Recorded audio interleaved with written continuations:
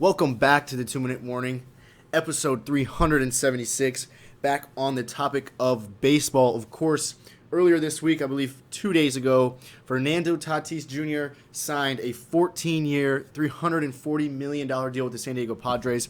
Kind of hinted at doing this several weeks ago, a month ago, whatever. But now it has happened, and I think this is really big for Tatis, the league in general, and the Padres.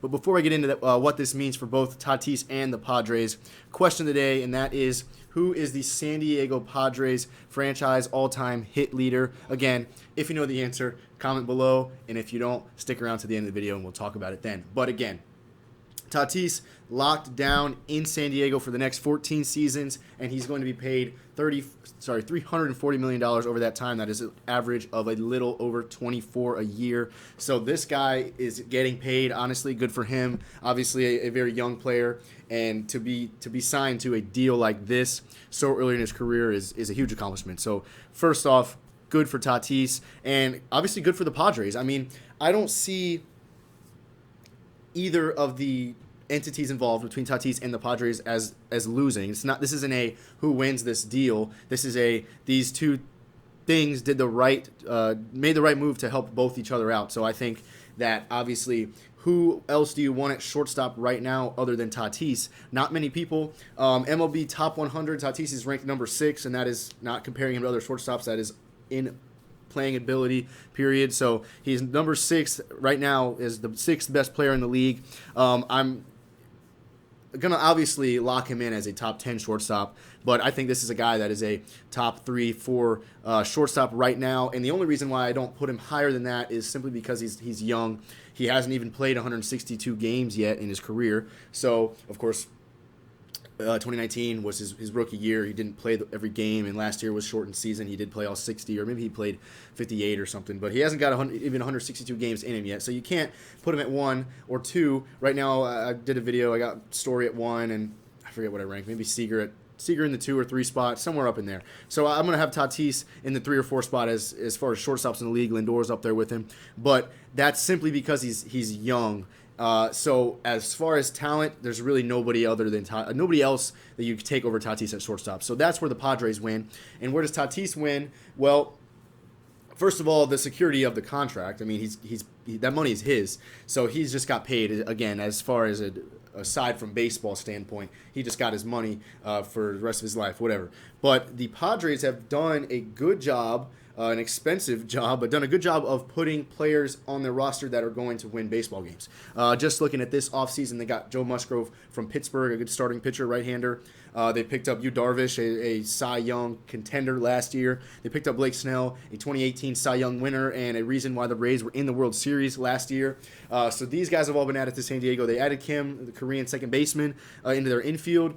And then they've got Machado and Hosmer and Will Myers in the outfield, Trent Grisham in the outfield. So really, this Padres team is really, really looking good. Now this, of course, Tatis signing doesn't jump them up to make them a better team per se right now, to say jump the Dodgers, because they had Tatis already. But talk about, say, 2 years from now. I mentioned in another Dodgers video that Seager is going to be a free agent after the 2021 season, and the Dodgers are spending all this money on Trevor Bauer, a ridiculous amount of money on Trevor Bauer. Just re-signed Justin Turner, and you got your shortstop in Seager, who right now you're paying him a lot less than you should be because of his contract, and he's going to be wanting, I mean, obviously at that point he's going to be a top 5 guaranteed shortstop, maybe top 3 in the league, and he's going to want all this money, and he's going to deserve that money, and I'm not sure the Dodgers are going to be able to pay Seager what he deserves, what he wants.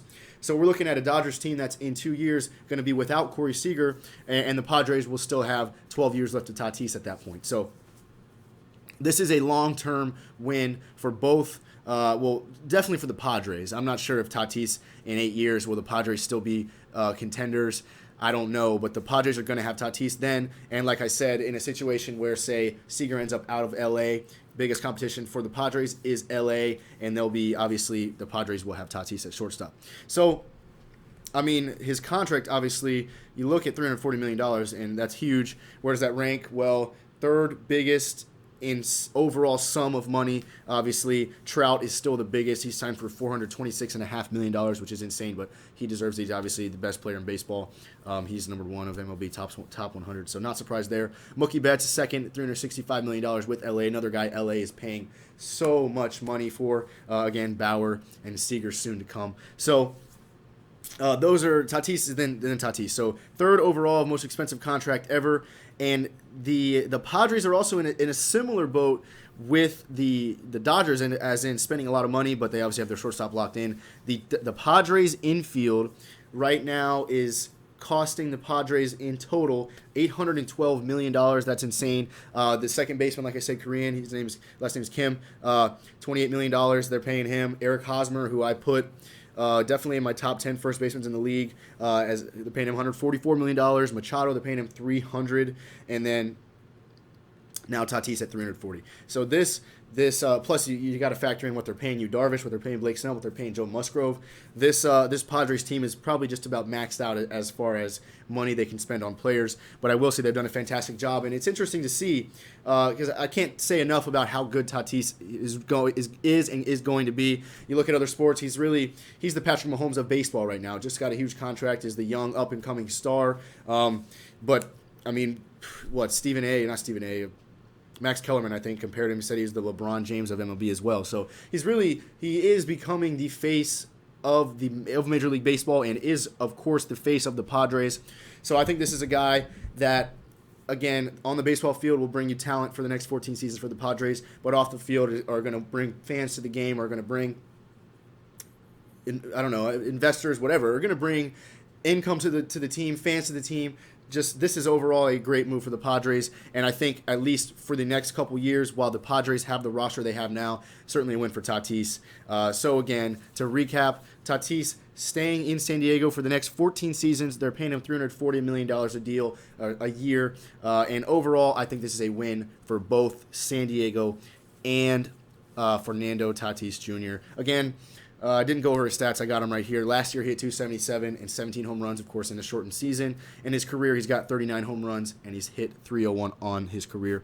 And he's actually the first player to ever hit 35 home runs and steal 25 and have 25 stolen bases in their first 150 games. So Tatis is the real deal.